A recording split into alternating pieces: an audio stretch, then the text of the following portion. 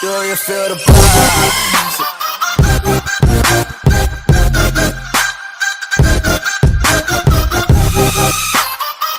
What is it? This is the biggest hitting variation of BMW's ungainly 6 Series Gran Turismo. As such, it's an intriguing proposition, even if it is unlikely to rack up vast sales figures here in Europe. Backseat-loving China being the main target market for a class of car that also includes the Mercedes-Benz CLS and Audi A7 Sportback. We've covered the 6 Series GT in considerable depth before, not least by way of a full road test, but this is our first experience of the 640i on home soil. Because the chances of a M Division Gran Turismo are slim to non-existent, it's this model that tops the lineup, with a 335 bhp twin-turbo straight-six petrol engine nestled longitudinally under the bonnet. Beneath it in the range sits a limited selection of power plans. And don't be fooled by BMW's model taxonomy. The 630i that serves as an entry point is now a 4-cylinder petrol turbocharged to develop 255 bhp, not a 6-cylinder. As the 3 would historically have suggested. The solitary diesel option comes in the form of a turbocharged straight-six tuned to 261 bhp and 457 pounds-feet of torque. While the 640i also comes exclusively with BMW's full-time four-wheel drive system, xDrive, you've got options with this suspension setup. As standard, the Gran Turismo is fitted with self-leveling air suspension at the rear axle. Adaptive suspension costs £1,670 and adds air suspension to the front axle. For your money, the dampers will also now be adaptive, meaning the ride height can be dropped 10 mm in sport mode. For £3,340, the executive package includes all of the above and adds active roll bars and four-wheel steering, with the respective aims of improving body control and increasing agility. What's it like? BMW has massaged the dimensions of the car. This one replaces the shorter, taller 5 Series GT into something quite a bit more palatable, but to our eyes it remains some way short of even the superb 5 Series Touring in terms of curbside appeal. It scores substantially better in terms of rational appeal.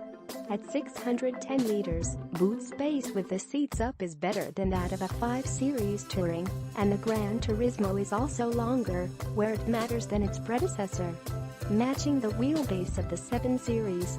Consider also that the seats are positioned 60 mm higher than in a 5 Series. What you have is a high-rise machine that's exceptionally commodious and, thanks to its engine, has very long legs.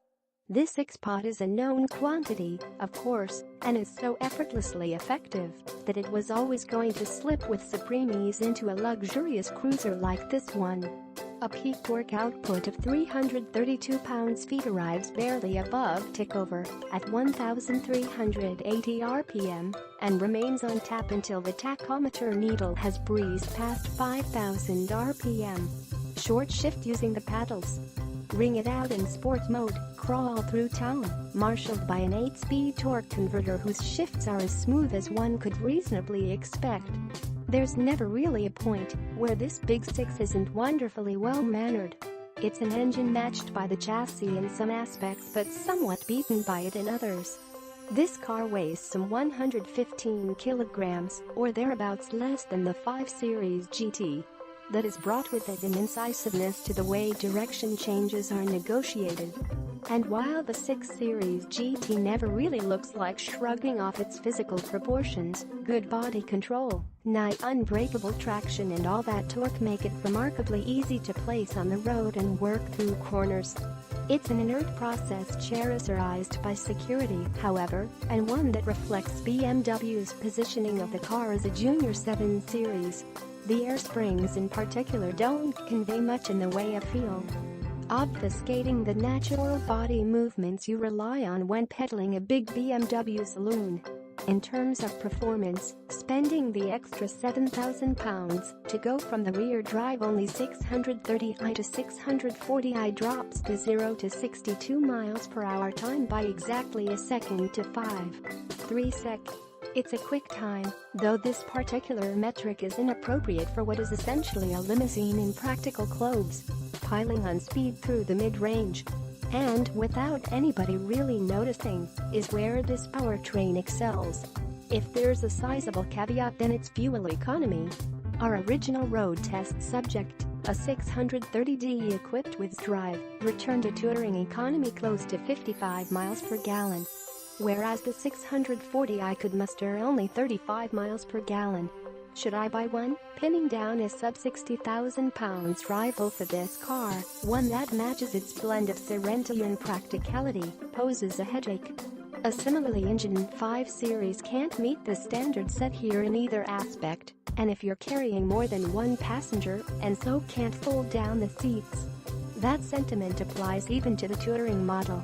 Consider also its understated turn of pace, and the 640i Gran Turismo is a compelling package. Its capacity for ticking boxes is still undermined by the inelegance of its design.